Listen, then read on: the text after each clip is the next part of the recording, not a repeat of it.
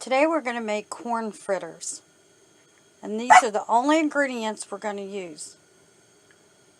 Sweet corn cream style, 1 egg, and your box of Jiffy Mix.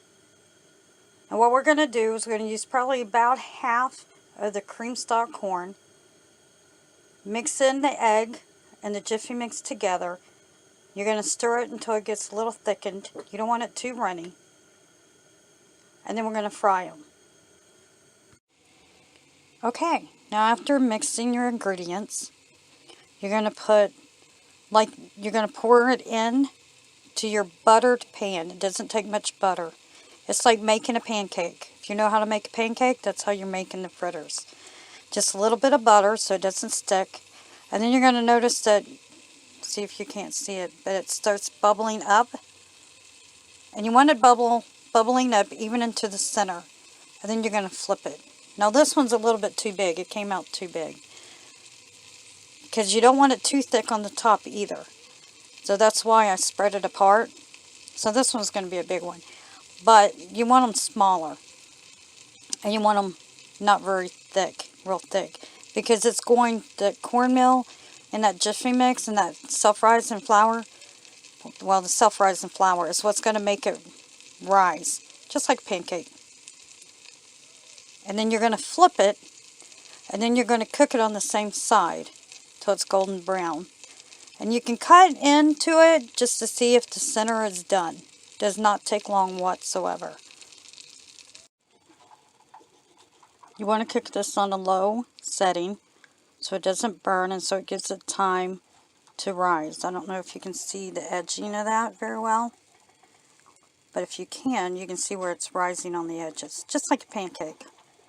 Just like a pancake. And you can see it bubbling. And that's what you want. That's a good thing.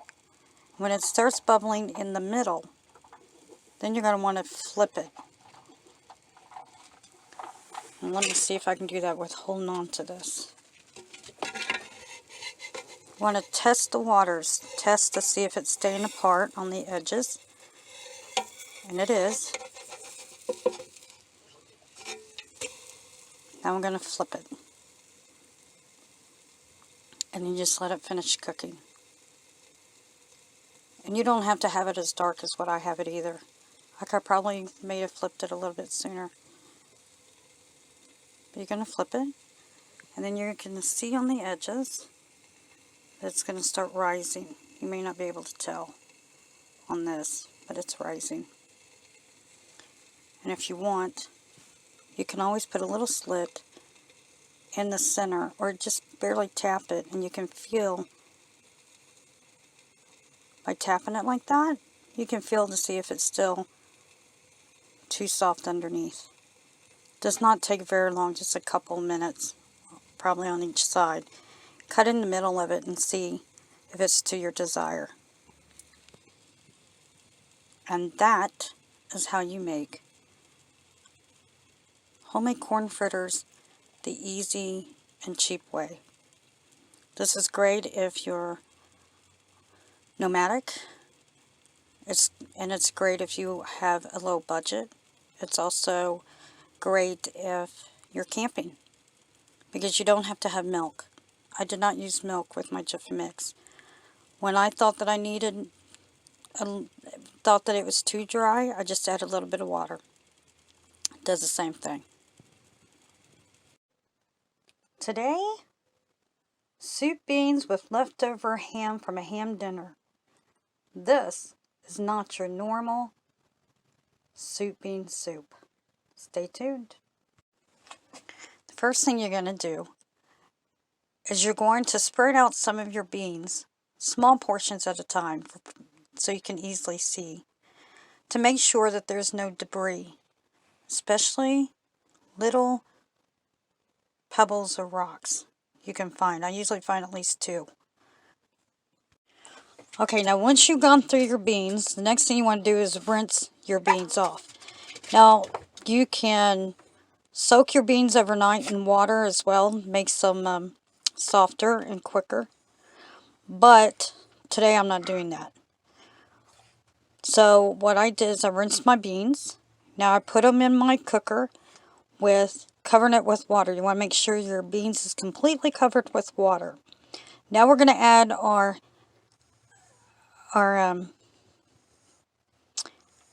ham. And then we're just going to cook it on a slow heat or medium, but start out slow. And then when the water starts coming down, you want to keep adding water to it. Don't ever let your beans go dry.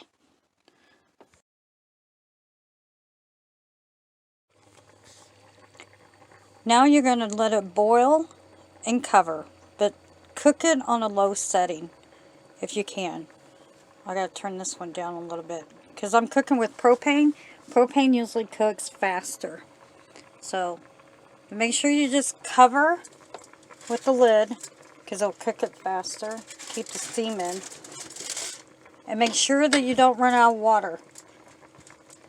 You want to make sure that the beans, technically my meat should be completely covered too, but I can flip it. I can take turns flipping that because it's already pre-cooked. It's already been cooked. And you want to stir it once in a while as well. And you put the lid on. And just let it cook. You can also add some better than bouillon or some ham flavoring to help enhance the flavoring as well. Okay, now after a couple hours of cooking, I went ahead and I cut up some potatoes. And I'm going to cut up an onion and add my onion to it. Once my potatoes are half cooked and my onion, you always put the onion towards the end because it gives it more flavor and it's not smushy.